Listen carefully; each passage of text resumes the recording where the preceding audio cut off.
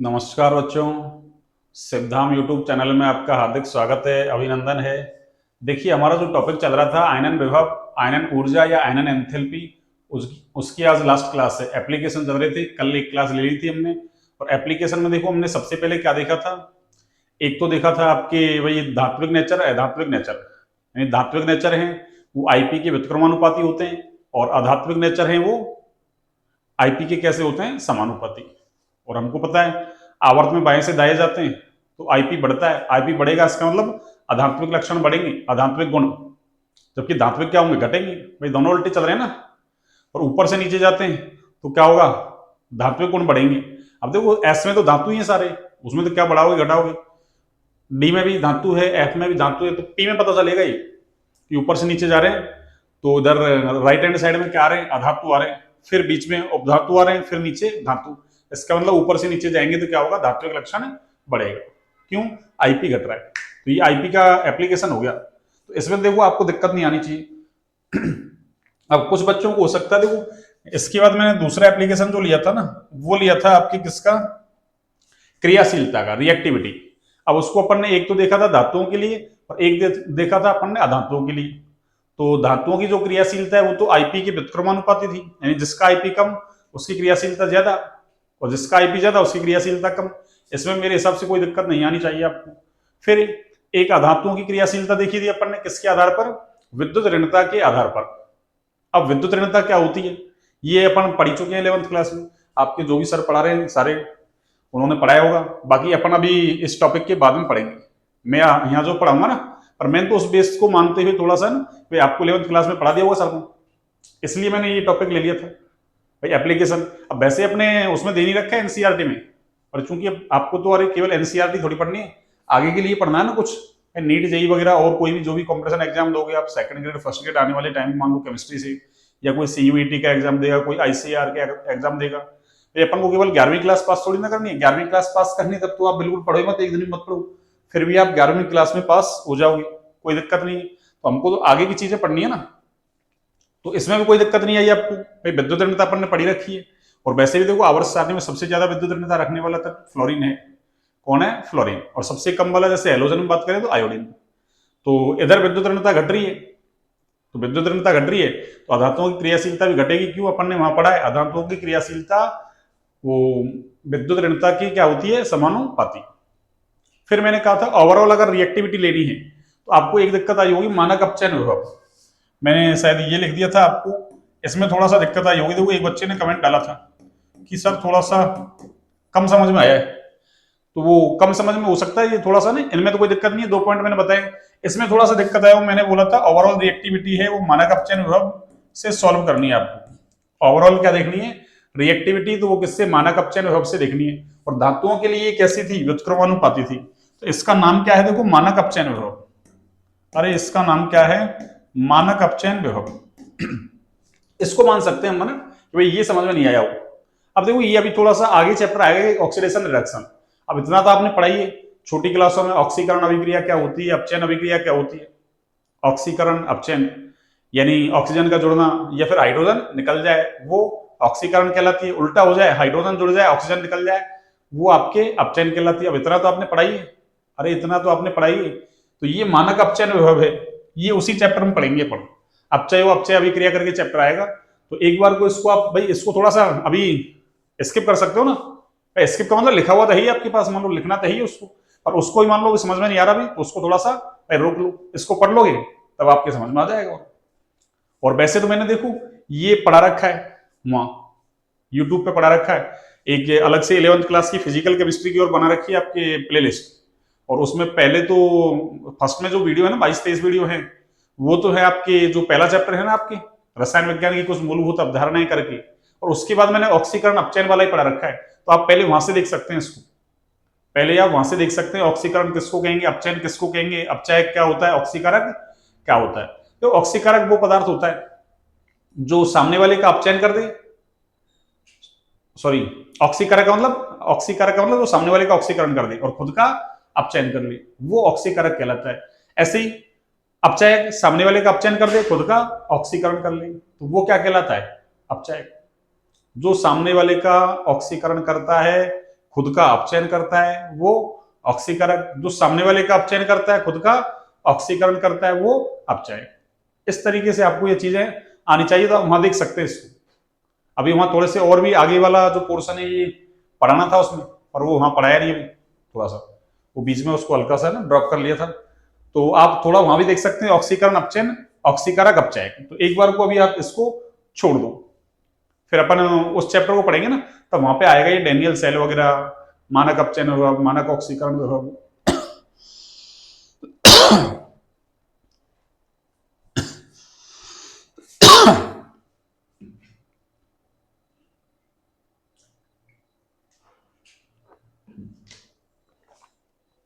हाँ जी, तो मानक ऑक्सीकरण विभव, मानक अपचयन विभव, इलेक्ट्रोकेमिकल सीरीज सारे आएंगे वहां।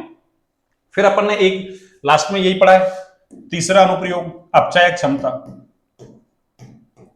कौन सी क्षमता? अपचय क्षमता, यही पढ़ा था सर। ये नहीं, अपचय क्षमता तो पढ़ेंगे अभी, एक सेकंड। हाँ, नेचर ऑफ हाइड्रोक्साइड देखा था अपन ने, यानी हाइड्रोक्साइड की, अरे हाइड्रोक्साइड जो है ना, हाइड्रोक्साइड उसकी प्रकृति देखी थी अपन ने कि भाई हाइड्रोक्साइड की नेचर कैसी होगी, वो अम्लीय प्रकृति का होगा या क्षारीय प्रकृति का होगा। नेचर ऑफ हाइड्रोक्साइड अम्लीय प्रकृति का होगा या क्षारीय। अब इतना तो आपको पता ही है, वो हाइड्रोक्साइड का मतलब अरे NaOH, छोटी क्लासों से पढ़ते हो आप, सोडियम हाइड्रोक्साइड KOH, इसको पोटेशियम हाइड्रोक्साइड बोलते हैं। इतना तो आप पढ़ते ही पहले से। अरे ये कैल्शियम हाइड्रोक्साइड, जिसको आप बुझा हुआ चूना कहते हैं, तो ये तो हाइड्रोक्साइड है। अब ये देखना हमको कौन सा क्षारीय है कौन सा अम्लीय है, और उसके लिए अपन ने क्या कहा कि भाई मैं इसको ऐसे कह दूं, ये तो जेड है और ये क्या है OH। अब जेड चेंज हो सकता है ना, सोडियम हो सकता है, पोटेशियम हो सकता है, आपके मैग्नीशियम, कैल्शियम, कुछ भी हो सकता है आपके। तो इसको अपन ने ऐसे कह दिया था जनरली क्या कि ZOH।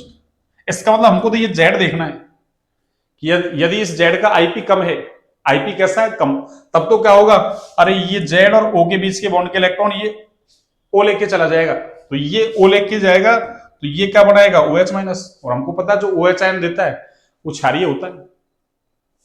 अगर ये जेड का आईपी ज्यादा है मान लो, अरे ये आईपी ज्यादा रखता है, तो ये जेड क्या करेगा, ये जेड क्या करेगा, अरे इलेक्ट्रॉन खींचेगा।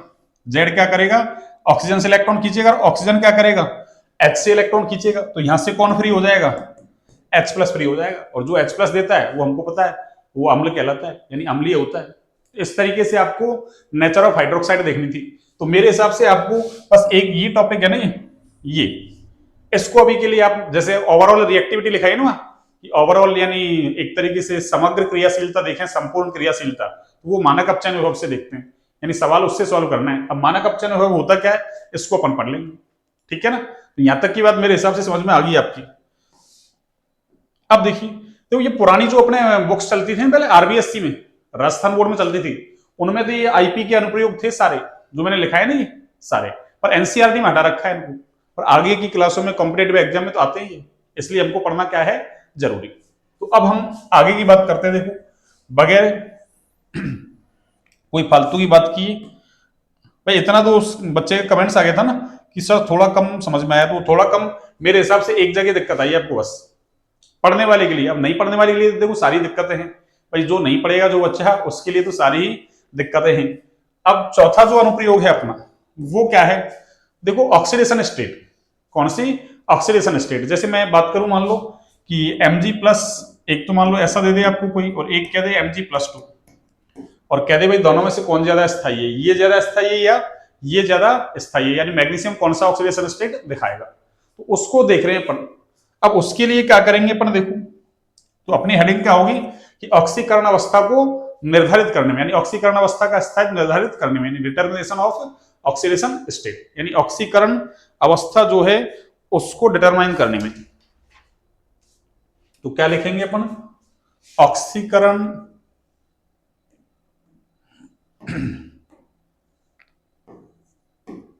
ऑक्सीकरण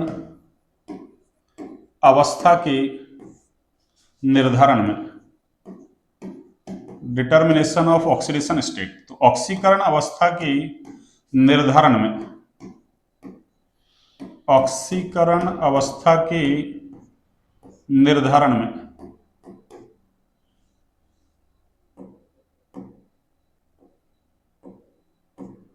देखो इसका मतलब क्या है, इसका मतलब क्या है, देखो आप सुनिए। जैसे मान लो ऑक्सीकरण अवस्था के निर्धारण में, जैसे मैंने अभी आपको Mg+2 दिया, क्या दिया, एक तो Mg+2, एक Mg+। अब देखो Mg से भाई उदासीन परमाणु से Mg+2 बनाना है तो 2 इलेक्ट्रॉन निकालने, और अपन ये सीख चुके हैं कि 2 इलेक्ट्रॉन एक साथ नहीं निकलते, पहले एक इलेक्ट्रॉन निकलेगा फिर एक, यानी पहले उदासीन से एक निकलेगा धनायन, फिर धनायन से अगला निकलेगा तो द्विधनावेशित धनायन, यानी एक तरीके से क्या कहेंगे उसको, मतलब 2 धनावेश आ रहा ना, तो द्विधनावेशित धनायन।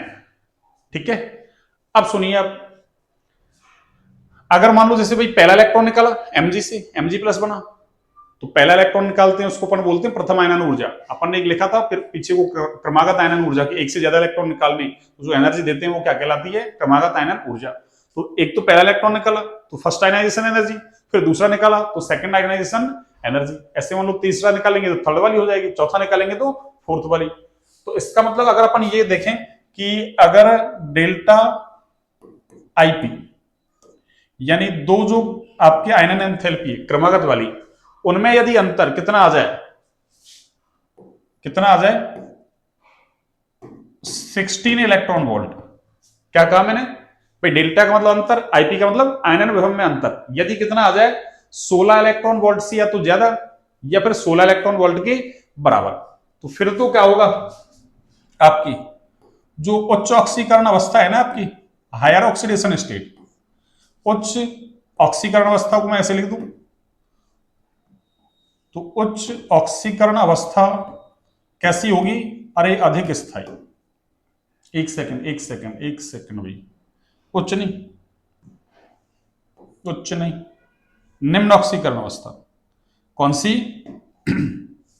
निम्न ऑक्सीकरण अवस्था क्या होगी आपकी, अरे ज्यादा स्थायी होगी भाई, अधिक स्थायी। तो इसको याद करने की ट्रिक भी बता दूंगा मैं अभी, कैसे याद करोगे। और यदि मान लो आईपी का जो अंतर है, यानी आयनन विभव का अगर अंतर कितना आए, या तो 11 इलेक्ट्रॉन वोल्ट या फिर उससे कम, भाई या तो 11 इलेक्ट्रॉन वोल्ट या फिर उससे क्या आए, कम, या तो 11 इलेक्ट्रॉन वोल्ट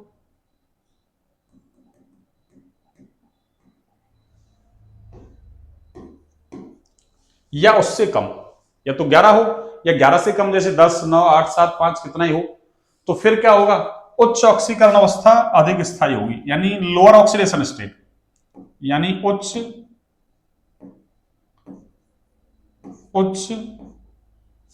ऑक्सीकरण अवस्था, ऑक्सीडेशन स्टेट अधिक स्थायी होगी भाई, अधिक स्थायी। ये पीछे लिखते आ रहे हैं अपन शॉर्ट में, ऑक्सीडेशन स्टेट यानी ऑक्सीकरण अवस्था को ओएस लिख दिया अपन ने।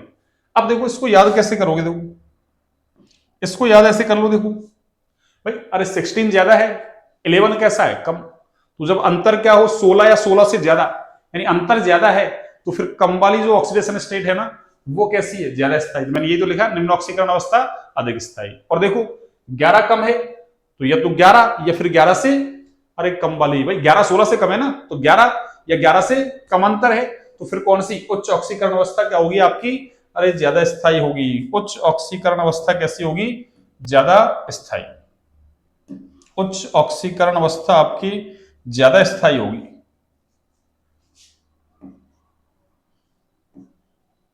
उच्च ऑक्सीकरण अवस्था आपके क्या होगी, ज्यादा स्थायी। तो ये बात आपको ध्यान रखनी है। तो याद कैसे रखा आपने कि अगर अंतर कम है तो ज्यादा वाली मतलब अधिक स्थायी होगी, और अगर अंतर ज्यादा है तो कम वाली क्या होगी, ज्यादा स्थायी। यानी निम्न ऑक्सीकरण अवस्था अधिक स्थायी होगी कब, जब अंतर 16 इलेक्ट्रॉन वोल्ट या फिर उससे क्या हो, अरे ज्यादा हो, 16 इलेक्ट्रॉन वोल्ट या फिर उससे क्या हो आपकी ज्यादा।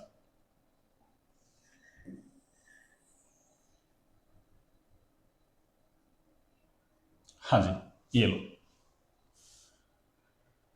अब की सर ये अंतर कहां से आएगा, अरे अंतर तो सामने वाला हमको देगा ना लिख के, भाई कोई रिएक्शन लिख के देगा कि भाई इससे ये बन रहा है, इससे ये बन रहा है, इसकी फर्स्ट आयनाइजेशन एंथैल्पी इतनी है, सेकंड इतनी है, या तो डायरेक्टली वो खुद ही अंतर करके दे दे, ऐसे कहते फर्स्ट इतनी सेकंड इतनी, तो क्या करो आप, अरे दोनों में अंतर निकाल दो, घटा दो दोनों को, और क्या है। तो जैसे मैं एग्जाम्पल लेता हूं देखो इसका, तब आपको और बेहतर समझ में आएगा। जैसे मैंने एग्जांपल लिया और मैंने देखो आपको बता दिया आरबीएससी में पहले थे ये सारे आईपी के अनुप्रयोग, इसलिए ऐसा नहीं कि सर आपने कहां से पढ़ा दिया। और वैसे भी आप नीट जेईई वगैरह जो भी अदर कंपटीशन एग्जाम दोगे तब आएगा ही आएगा ही, आपको पढ़ना ही है। ऐसा नहीं कि एनसीईआरटी में नहीं है, ठीक है ना। तो हमको 11th क्लास के हिसाब से नहीं पढ़ना, थोड़ा सा उससे अप पढ़ना है। तो जैसे मैंने पहला एग्जांपल दिया, मान लो आपको ये Na सोडियम का परमाणु है गैसीय अवस्था में, और इससे मैंने एक इलेक्ट्रॉन निकाल दिया और क्या बना दिया मैंने Na+। अगला इलेक्ट्रॉन कहां से निकलेगा, अरे अगला निकलेगा इस जो धनायन है ना, ये धनायन बना है, अरे ये गैसीय धनायन बना है ना, तो अगला इलेक्ट्रॉन कहां से निकलेगा, अरे यहां से निकलेगा। तो इससे क्या बन जाएगा Na+2 और कैसा, अरे गैसीय। और यहां से एक इलेक्ट्रॉन निकल गया, ये लो ये इलेक्ट्रॉन निकल गया और एक इलेक्ट्रॉन यहां से निकल गया। ये फर्स्ट इलेक्ट्रॉन निकाला है, कैसा फर्स्ट इलेक्ट्रॉन निकाला है, इसलिए इसको अपन क्या कह रहे हैं, अरे आईपी फर्स्ट, और ये वाला क्या है आईपी सेकंड। ठीक है, तो पहला इलेक्ट्रॉन निकाला इसलिए आईपी फर्स्ट, दूसरा निकाला तो आईपी सेकंड। अब देखो यहां जो आईपी का डिफरेंस आता है ना इनमें, अरे इन दोनों के बीच यानी आईपी सेकंड और जो आईपी फर्स्ट है, क्या कहा मैंने, सोडियम के लिए जो आईपी फर्स्ट है आपकी और क्या है आईपी सेकंड, उसके बीच में जो अंतर आता है ना,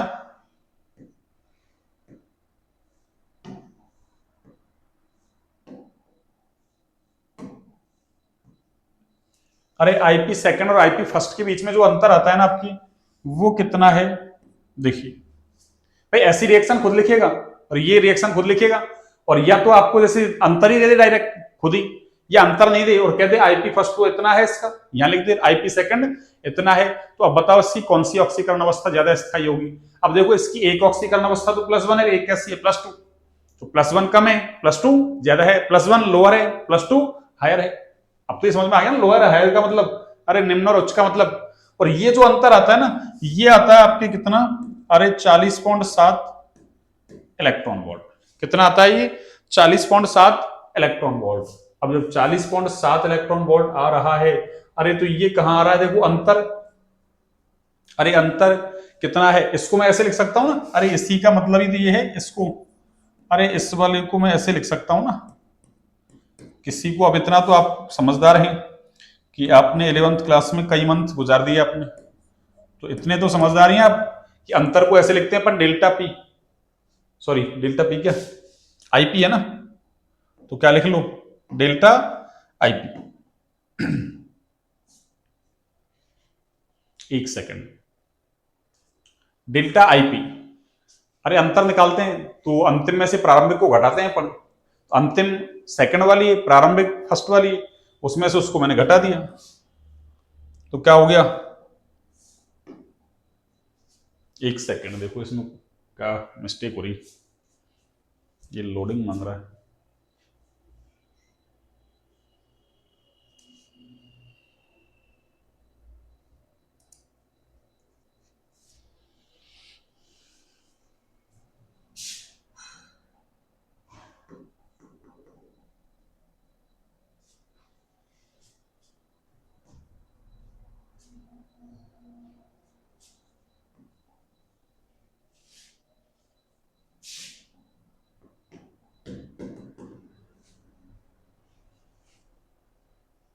एक मिनट भाई, जब तक देख लो आप भाई आईपी सेकंड और आईपी फर्स्ट यानी अंतर क्या हो जाएगा डेल्टा आईपी, और वो कितना है 40.7 इलेक्ट्रॉन वोल्ट।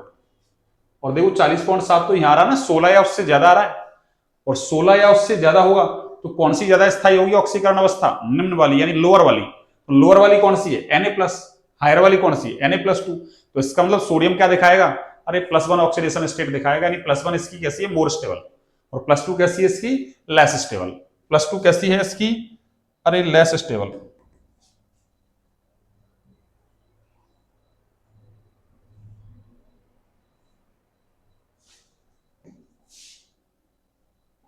हाँ जी देखो,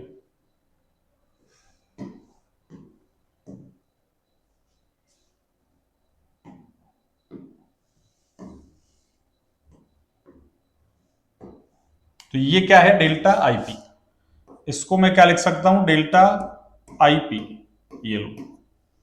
और ये कितनी है, 40.7। इसका मतलब क्या लिख सकते हैं अपन यहां से कि Na प्लस कैसा है, अरे अधिक स्थायी। Na प्लस कैसा है, अधिक स्थायी, यानी Na plus is more stable.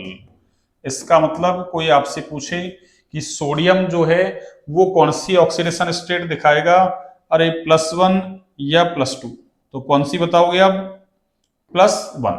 क्यों, इसका जो आईपी फर्स्ट और आईपी सेकंड का अंतर है वो 16 इलेक्ट्रॉन वोल्ट से कैसा है, ज्यादा, यानी 40.7 है। तो ये वैल्यू हमको याद नहीं रखनी, वो ये तो देगा सामने वाला, भाई उसको पूछना है ऐसा सवाल तो ये तो देगा ना वो, हमको क्या पता। मान लो सोडियम की तो याद रख लेंगे, पर कोई अननोन दे देगा तो हमको क्या पता है किसकी कितनी है, किसकी कितनी है।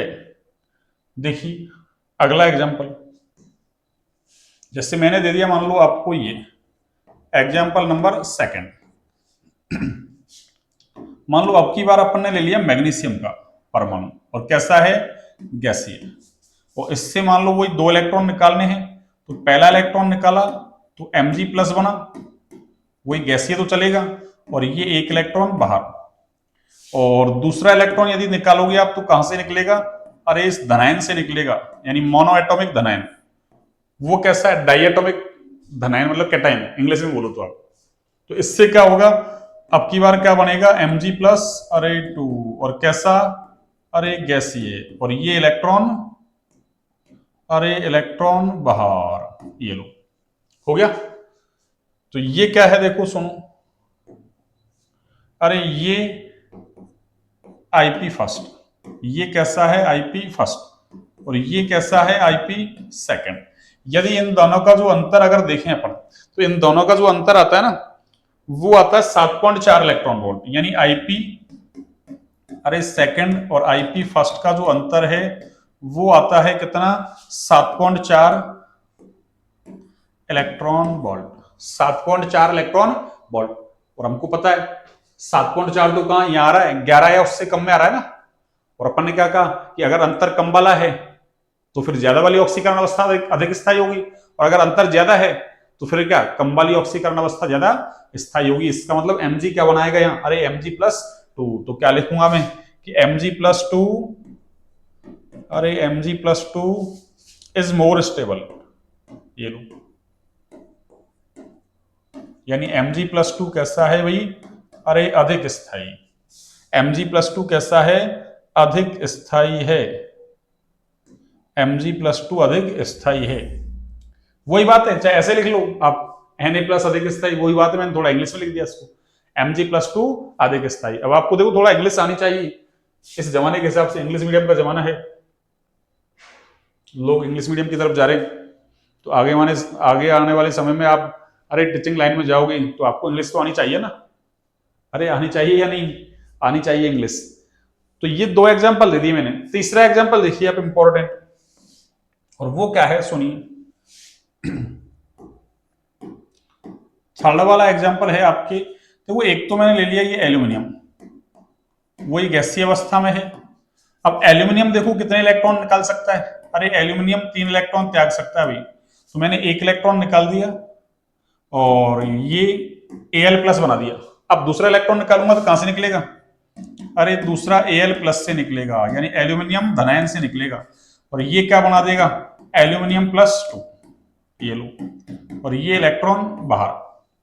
और मान लो अगर तीसरा इलेक्ट्रॉन अगर अपन को निकालना है, अरे तीसरा इलेक्ट्रॉन यदि अपन को निकालना है तो क्या करेंगे आप भाई, Al+2 और कैसा, गैसीय, और इससे 1 इलेक्ट्रॉन और निकालेंगे तो क्या होगा, Al+3 और कैसा, गैसीय, और ये इलेक्ट्रॉन बाहर। इसका मतलब क्या हुआ देखो, अरे इसके पास देखो पहला इलेक्ट्रॉन निकाला है इसने, तो ये क्या है आपके आईपी फर्स्ट, ये कौन सा है, आईपी सेकंड, और ये कौन सा है, आईपी थर्ड। क्यों, तीसरा इलेक्ट्रॉन निकाला है तो आईपी थर्ड। अब देखो अपन ने क्या कहा है कि 2 लगातार वाली जो ये आयनन विभव या आयनन एंथैल्पी या आयनन ऊर्जा है उसका अंतर देख लो। जैसे अगर अपन यहां से देखें एल्यूमिनियम प्लस दिखाएगा या एल्यूमिनियम +2 दिखाएगा, तो यदि अपन यहां अंतर देखें, इसमें अंतर देखें, ठीक है। तो यहां जो ये अंतर आता है ना आपकी, अरे आईपी सेकंड और आईपी फर्स्ट का जो अंतर आता है वो आता है कितना, 12.8 इलेक्ट्रॉन वोल्ट, 12.8 इलेक्ट्रॉन वोल्ट, ठीक है। और ये जो यहां अंतर आता है आपके, ये वाला जो अंतर है, ये तो किसके बीच था, आईपी सेकंड और आईपी फर्स्ट के बीच। और ये अंतर किसके बीच है, अरे ये वाला अंतर देखो आप, ये वाला, ये तो यहां किस किस के बीच है, अरे आईपी थर्ड और आईपी किसके, सेकंड के बीच है, आईपी थर्ड और आईपी सेकंड के बीच। तो ये भी तो क्रमागत है लगातार।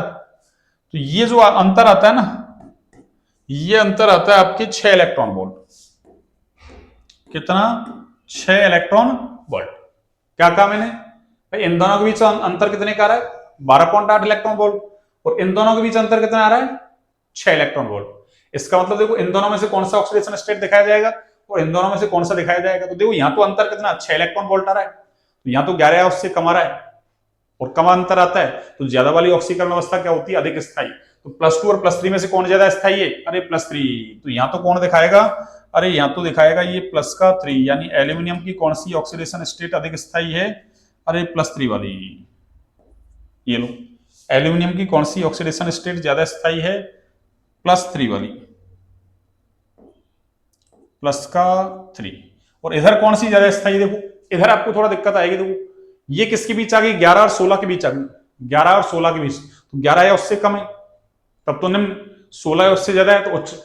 अगर मान लो 11 से ज्यादा भी आती है ना, तो भी आपको कौन सी, अरे तो भी आपको कौन सी लोअर ऑक्सीडेशन स्टेट ज्यादा स्थायी करनी है। तो यहां भी कौन सा होगा आपकी, Al+ हो जाएगा कि ये वाली कैसी है, अधिक स्थायी, यानी Al+ कैसी है आपकी, मोर स्टेबल। ये लो, और इधर कौन सी है आपकी, ये वाली, अरे मोर स्टेबल, यानी अधिक स्थायी। क्या कहा मैंने, 11 से अगर ज्यादा आती है ना, यानी उनके दोनों के बीच में आ गई 11 और 16 के बीच, तो भी आपको कौन सी लोअर ऑक्सीडेशन स्टेट क्या करनी है, ज्यादा स्टेबल। तो इन दोनों में से कौन सी दिखाएगा, एल्यूमिनियम+, और इन दोनों में से कौन सी दिखाएगा, एल्यूमिनियम+3। अब इसमें देखते हैं अपन, इन दोनों में से कौन सी दिखाएगा, भाई ये भी कैसी है, मोर स्टेबल है। भाई इन दोनों में कंपेयर किया तो, और इन दोनों में कंपेयर किया तो ये, अब कौन सी मोर स्टेबल है इनमें से, भाई ये ज्यादा है या ये ज्यादा है। तो उसका कंपैरिजन करते हैं अपन, देखो कैसे, सुनिए। भाई ये एल्यूमिनियम है आपके पास, क्या है ये, देखो ये एल्यूमिनियम है आपके पास, ये लो, ये क्या है आपके पास, अरे ये एल्यूमिनियम है, ठीक है। अब एल्यूमिनियम है ये, तो देखना ये एल्यूमिनियम है आपके पास। अब ये देखो, ये दो चीजें दिखा सकता है, कितनी, दो कैसे, कि एक तो इसका कौन सा, ये लो एल्यूमिनियम जो है आपके, एक तो देखो ये, भाई एल्यूमिनियम क्या क्या दिखा रहा है, एक तो आपके दिखा रहा है ये Al+, कि भाई ये कब ज्यादा स्थायी होगा, और एक आपके Al+3। भाई एल्यूमिनियम कितनी ऑक्सीडेशन स्टेट दिखा रहा है, +1 भी दिखा रहा है, +3, कहीं +1 भी ज्यादा स्थायी है, कहीं +3 ज्यादा स्थायी है। अब +1 तो कब ज्यादा स्थायी होगी और +3 कब ज्यादा स्थायी होगी। तो देखो अगर अपन गैस अवस्था की बात करें, किसकी, अरे गैस अवस्था की, यानी गैसियस फेज दे आपको और पूछ ले कि भाई गैसीय अवस्था में एल्यूमिनियम का कौन सा ऑक्सीडेशन स्टेट ज्यादा स्थायी है, तो क्या बताओगे आप, Al+, यानी एल्यूमिनियम +1 ऑक्सीडेशन स्टेट में ज्यादा स्थायी कहां, गैसीय अवस्था में। पर मान लो आपको ऐसा दे दे, कैसा, ऐसा, या तो ठोस अवस्था दे दे, कौन सी अवस्था, ठोस अवस्था, सॉलिड फेज, या फिर आपको क्या दे दे, अरे या तो ठोस अवस्था दे दे, या फिर आपको क्या दे दे, विलयन अवस्था दे दे, सॉल्यूशन फेज, या तो सॉलिड फेज या फिर सॉल्यूशन फेज, यानी विलयन।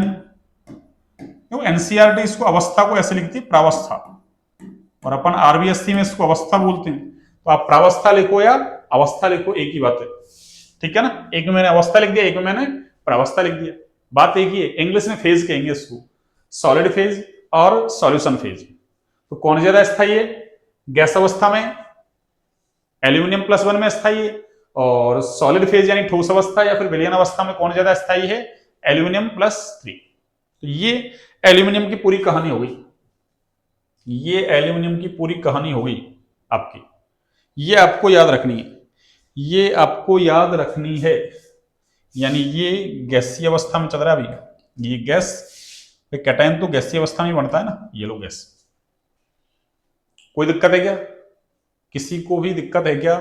आपको ये याद रखना है कि एल्यूमिनियम +1 में भी स्थायी है, +3 में भी, +1 में गैसीय अवस्था में, +3 में ठोस अवस्था या फिर विलयन अवस्था में। अब देखिए आगे वाला, अब आगे हम पढ़ेंगे अगला। अब पढ़ रहे हैं अपन रिड्यूसिंग पावर, अपचायक क्षमता या अपचायक प्रकृति, कुछ भी लिख लो आप। तो पांचवा जो इसका एप्लीकेशन है वो क्या है? अरे अपचायक क्षमता, अपचायक क्षमता, अपचायक क्षमता, यानी इसका एप्लीकेशन है अपचायक क्षमता। तो अपचायक क्षमता किसको कहेंगे अपन?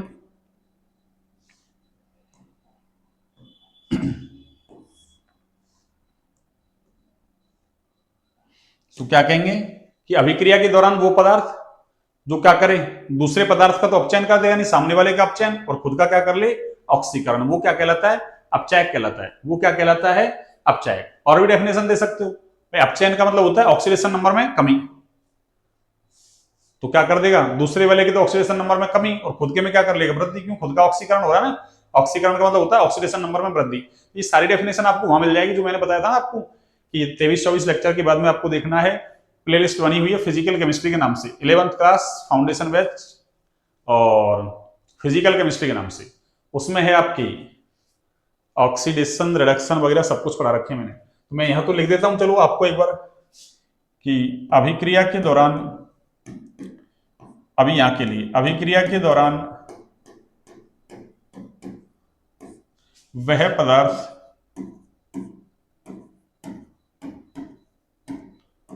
यानी ऐसे रख लो, या नाम का उल्टा काम, जैसा नाम है उसका उल्टा काम। तो अभिक्रिया के दौरान वह पदार्थ जो कि दूसरे पदार्थ को क्या करता है भाई? अरे दूसरे पदार्थ को अपचयित करता है, अपचायक है ना, तो दूसरे पदार्थ को अपचयित करता है, अपचयित करता है,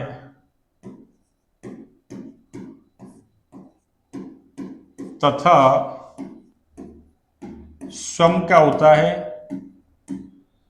स्वयं ऑक्सीकृत होता है, स्वयं ऑक्सीकृत होता है। क्या कहलाता है भाई? अपचायक कहलाता है। तो अपचायक कहलाता है, ये लो अपचायक कहलाता है।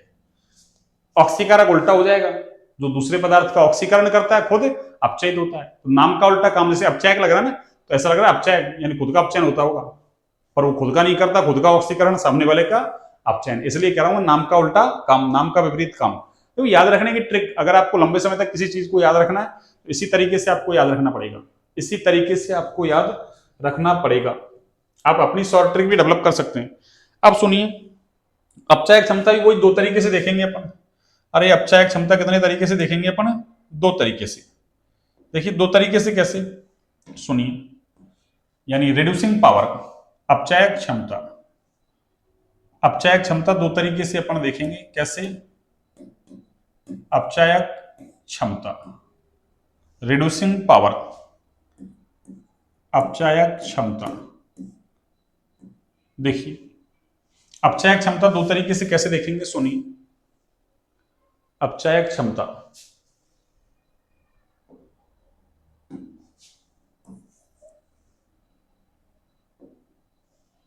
देखिए अपचायक क्षमता,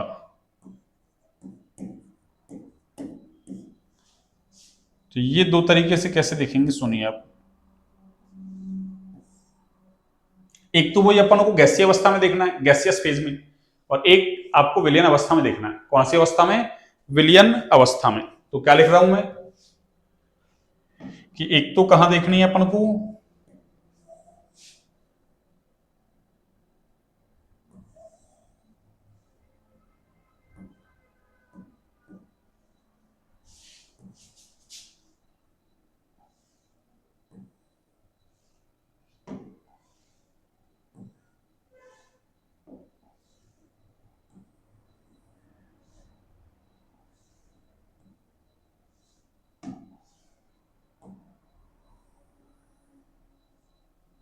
हाँ जी, तो एक तो कौन सी अवस्था में देखना है अपन को, गैसीय अवस्था में, ये लो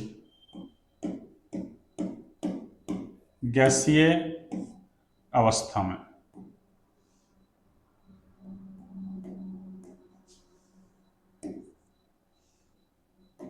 गैसीय अवस्था में,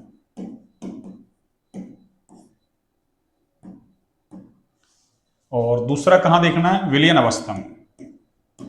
जो अवस्था बोलो आप, प्रावस्था बोलो, एक ही बात है, विलयन अवस्था में। तो एक तो आपको गैसीय अवस्था में देखना है और एक आपको कहां देखना है, विलयन अवस्था में। देखो गैसीय अवस्था में क्या होगा, सुनिए आप, और विलयन अवस्था में क्या होगा, देखिए वही चीज है क्या, कि गैसीय अवस्था में जो अपचायक क्षमता है ना आपकी, रिड्यूसिंग पावर, अरे अपचायक क्षमता, अपचायक क्षमता ये कैसी है भाई, अरे ये आईपी के कैसी है, व्युत्क्रमानुपाती। आईपी के कैसी है, व्युत्क्रमानुपाती। इसका मतलब जिसका आईपी कम उसकी अपचायक क्षमता ज्यादा, जिसका आईपी ज्यादा उसकी अपचायक क्षमता कम। तो ये फॉर्मूला आपको याद रखना है एक तो। उधर देखो विलयन प्रावस्था में देखना है अपन को, कौन सी में, विलयन में। तो क्या होगा, अपचायक क्षमता, देखिए अपचायक क्षमता, अपचायक क्षमता ये जो है ना आपके, ये मानक अपचयन विभव के कैसी है भाई, व्युत्क्रमानुपाती। मानक अपचयन विभव के कैसी है, अरे ई नॉट रिडक्शन, और ई नॉट रिडक्शन को मैंने अभी बोला था मानक अपचयन विभव। ई नॉट रिडक्शन क्या है, मानक अपचयन विभव। इसके कैसी है, व्युत्क्रमानुपाती। इसका मतलब मानक अपचयन विभव अगर आपके ज्यादा होगा तो अपचायक क्षमता कैसी होगी, कम।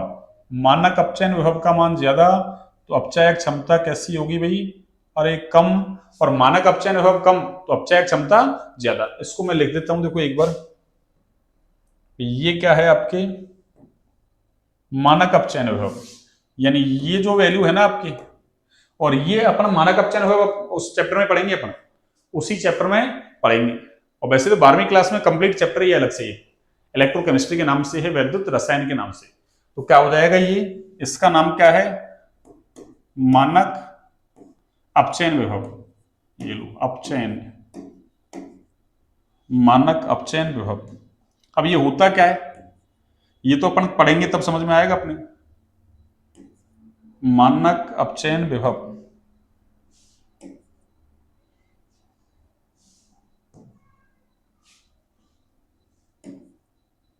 मानक अपचयन विभव, ये लो ये क्या है आपके मानक अपचयन विभव। तो अभी तो आपको फॉर्मूला याद रखना है। अब देखो मैं एक सवाल लेता हूं, देखो आपके लिए, और एक सवाल क्या है सुनिए। जैसे मान लो अपन ने ये एक एग्जांपल ले लिया, ये वाला देखना भाई। जैसे मान लो ये वाला एग्जांपल ले लिया अपन ने कि lithium,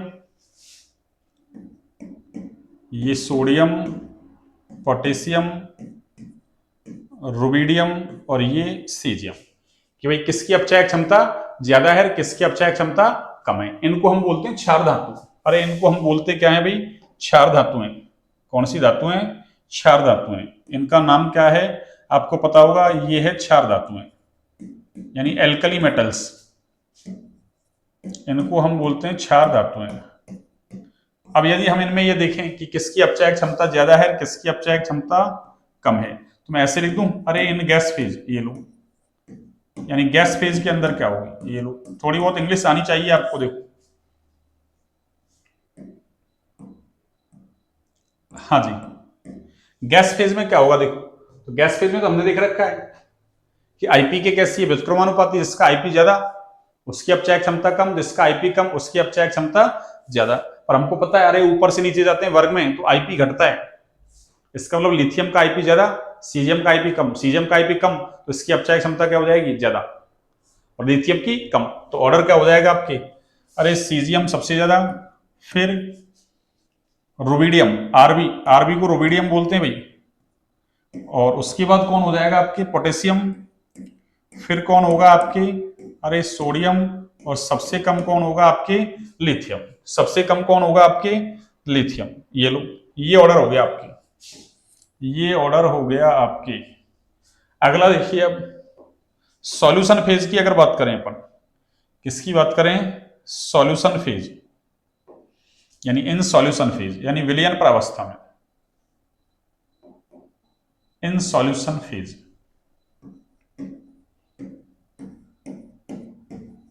in solution phase means विलयन प्रावस्था में, इन सॉल्यूशन फेज,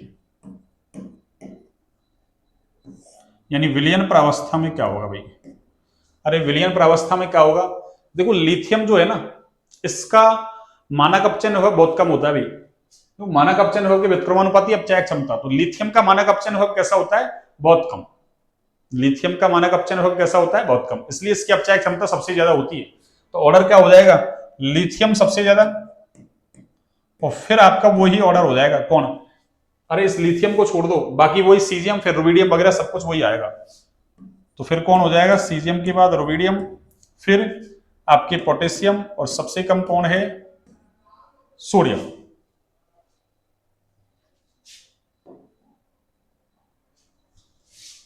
ये लो, ये आपको याद रखना है, ये आपको याद रखना है, यानी ये लिथियम को याद रखना है आपको। और उसका कारण क्या है, देखो उसका कारण है ये कि भाई इसका मानक अपचयन विभव कम होता है। अब कम क्यों होता है, क्योंकि आगे जाके अपन जब अपचयन विभव वगैरह वगैरह पढ़ते हैं ना, तो पहले तो ऐसे इलेक्ट्रॉन निकालते हैं, फिर उस आयन बनता है ना, उस आयन को जल में घोलते हैं, जल में घोलते हैं, उस दौरान अरे जलयोजन ऊर्जा निकलती है। तो एक ऊर्जा तो कौन सी, आयन बना रहे हैं धनायन, तो ऊर्जा देनी पड़ रही है आयनन ऊर्जा, और एक जल में घोल रहे हैं उस दौरान ऊर्जा निकल रही है, एक निकल रही है नेगेटिव में, देनी पड़ रही है पॉजिटिव में। अगर ये ज्यादा ये कम तो ओवरऑल क्या होगा, नेगेटिव हो जाएगा क्या, अपचयन विभव, और अगर ये ज्यादा ये कम तो पॉजिटिव में हो जाएगा। तो इसका कैसा आता है, अरे इसका नेगेटिव में आता है, इसका नेगेटिव में आता है, माइनस का 3.05 के समथिंग ऐसे आता है इसका, 3.05 माइनस में। तो लिथियम का मानक अपचयन विभव कैसा होता है, कम। उसका कारण क्या है, क्योंकि इसका साइज छोटा है, इस वजह से क्या जलयोजन ज्यादा हो जाता है, तो जलयोजन ऊर्जा ज्यादा निकलती है, इसलिए नेगेटिव में आ जाता है। तो क्या लिख सकते हैं अपन यहां से, इसके लिए मैं ऐसे लिख सकता हूं, देखो लिथियम प्लस का, भाई लिथियम धनायन बनाएगा ना, तो लिथियम प्लस का आकार छोटा होने के कारण, अरे दिख रहा है ना, एक मान लो अरे इससे बनाओ Li plus Na plus K plus Rb plus Cs plus, और हमको पता है ना वर्ग में ऊपर से नीचे जाते हैं साइज बढ़ता है, इसका मतलब लिथियम का सबसे छोटा साइज है, तो फिर लिथियम का धनायन बनेगा तो उसका तो और भी छोटा हो जाएगा। तो क्या कहेंगे, Li प्लस का आकार छोटा होने के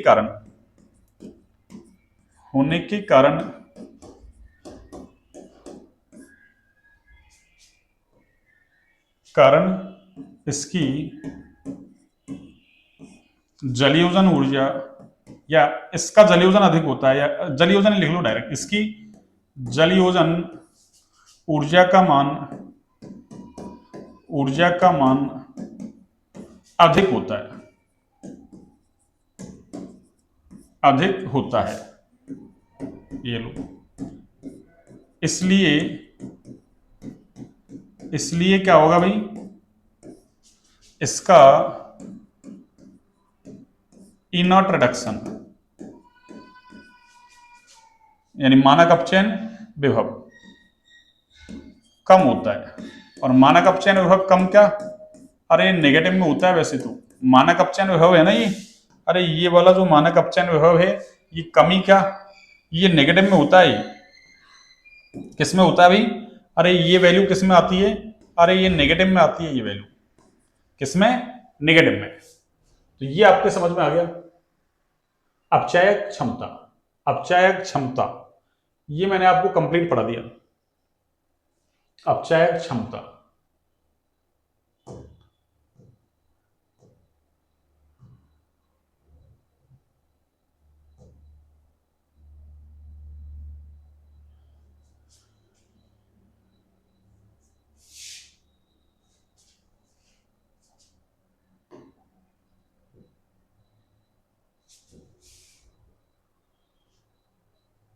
या इस वैल्यू को देखो, यहां से हटा दो। देखो एक मिनट, ये पूरा आ नहीं रहा, एक सेकंड, अपन ने ज्यादा लिख दिया था।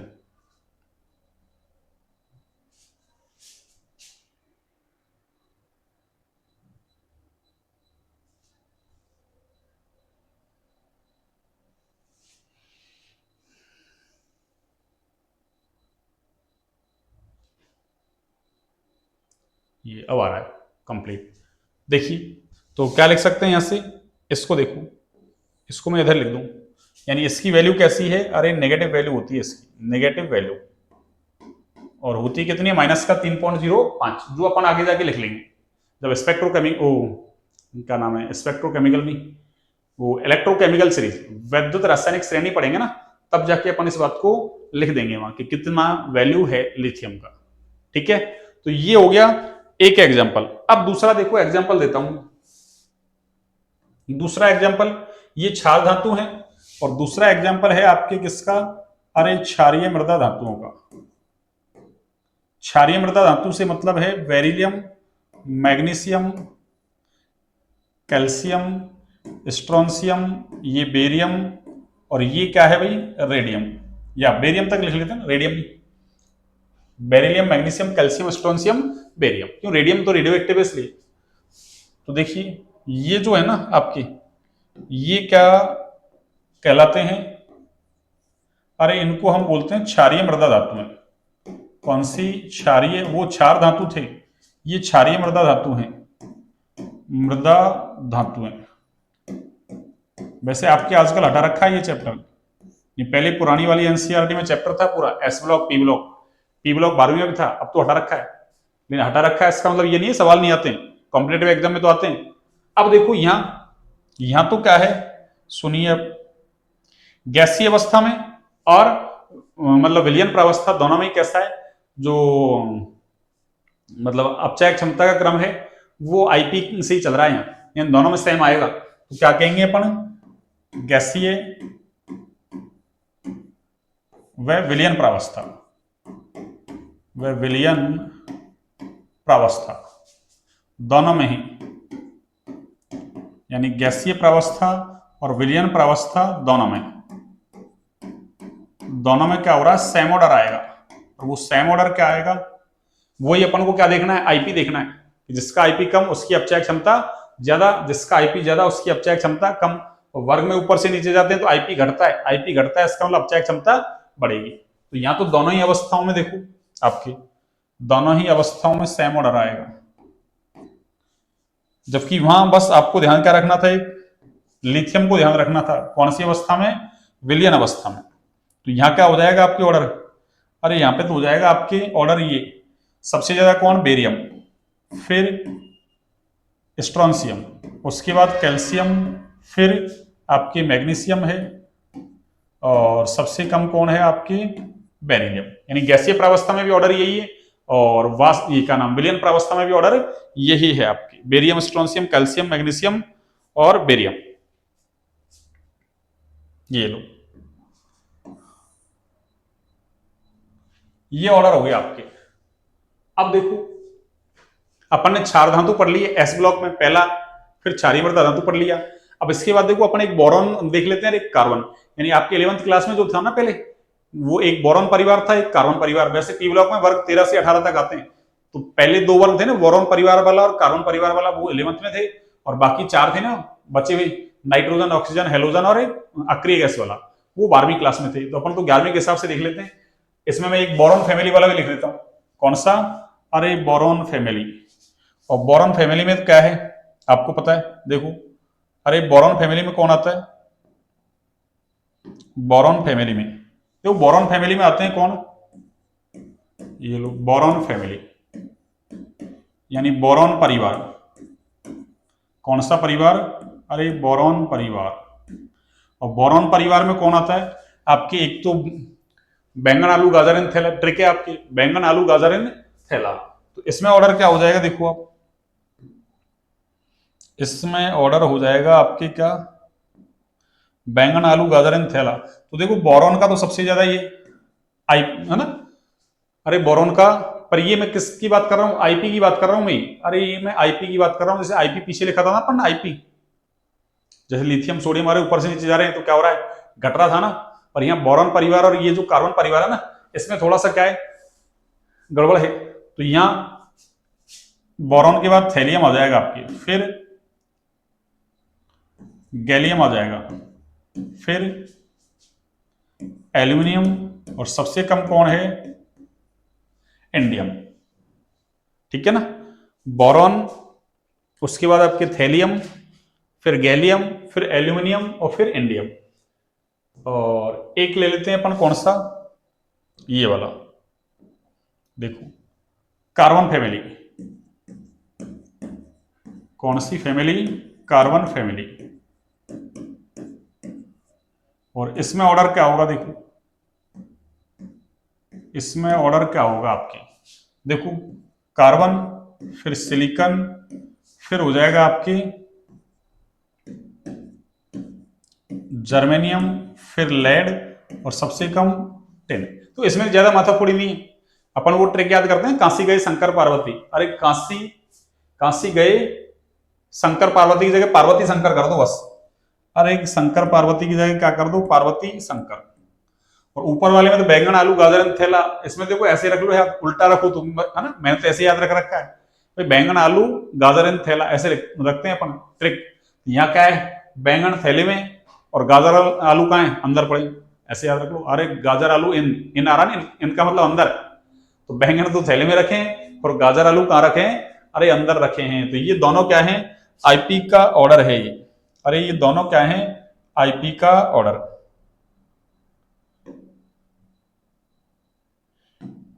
यानी ये अपचायक क्षमता नहीं है, कोई अपचायक क्षमता समझ ले। मैं लिख देता हूं यहां, ये किसका ऑर्डर बताया है अपन ने? आईपी का।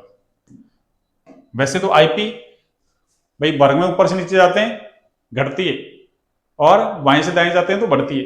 अब यहाँ ऐसा नहीं हो रहा, यहाँ इरेगुलर ट्रेंड मिल रहा है। अरे रेगुलर ट्रेंड नहीं मिल रहा, वो यहाँ इरेगुलर हो रहा है ना। पहले बोरॉन, फिर उससे कम किसकी होनी चाहिए थी? इनकी होनी चाहिए थी ना, ये क्या नाम, एल्यूमिनियम, फिर गैलियम, फिर इंडियम, और फिर सबसे कम थैलियम। और बोरॉन के बाद थैलियम तो ज्यादा हो गया इनसे उल्टा, तो ये गड़बड़ है। तो ये किसकी बात कर रहे हैं अपन? अरे ये आईपी की बात कर रहे हैं अपन। ये अपन ने कौन सी फैमिली में? बोरॉन फैमिली में देख लिया अपन ने आईपी। और इधर भी कौन सा है ये? आईपी का, अरे ऑर्डर, ये लो आईपी का ऑर्डर। ठीक है ना, वो अपचायक क्षमता ये अलग है, ये आपको अलग याद रखना है। ये लो, मैं स्टार पॉइंट लगा दो, ये लो इंपॉर्टेंट है, ये आपको अलग से याद रखने। एक देखो जनरल अगर ऑर्डर देखें अपन, कि जैसे अपन ने पढ़ रखा ना, एस ब्लॉक वाले क्षार धातु, क्षारीय मृत धातु, पी ब्लॉक वाले हैं, फिर डी वाले, फिर एफ वाले। डी वालों को संक्रमण धातु कहते हैं, अपन ने लिखा पीछे। डी वालों को क्या कहते हैं? संक्रमण धातु कहते हैं। तो डी ब्लॉक वालों को संक्रमण धातु कहेंगे अपन। एफ ब्लॉक वालों को आंतरिक संक्रमण धातु कहते हैं। कौन से? आंतरिक संक्रमण धातु। तो मैं ऐसे लिख दूं इन जनरल, यानी जनरली जो है ना आईपी का ऑर्डर, वो क्या होगा देखो आपकी। अरे जनरली जो आईपी का ऑर्डर होगा ना आपके, यानी इन जनरल, यानी सामान्यतः जिसको कहते हो आप, इन जनरल, ये लो। तो आईपी का जो ऑर्डर है वो क्या है आपके? देखो संक्रमण तत्व है उनका आईपी ज्यादा होता है भी। किसका? अगर आपको कुछ नहीं दे, कोई पूछे, तो संक्रमण तत्व है इनका ज्यादा, यानी डी ब्लॉक वाले।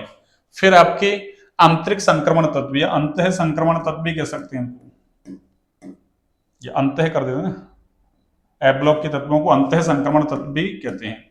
इनर ट्रांजिशन एलिमेंट, अंतः संक्रमण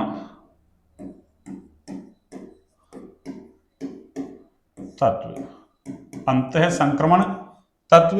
और उसके बाद कौन हो जाएगा आपके? क्षार धातु। क्षार धातु में 4 धातु हैं।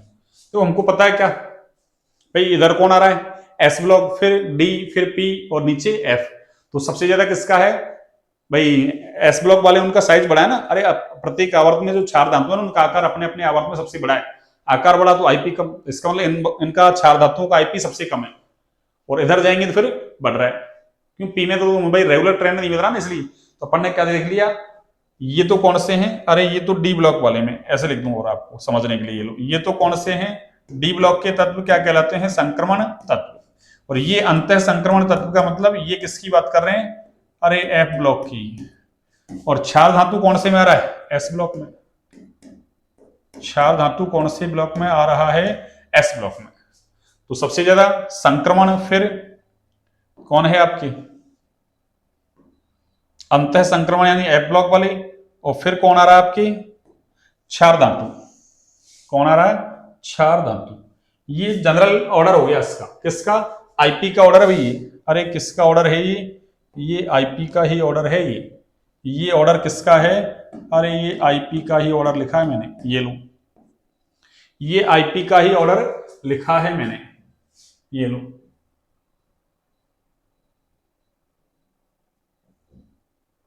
हाँ जी,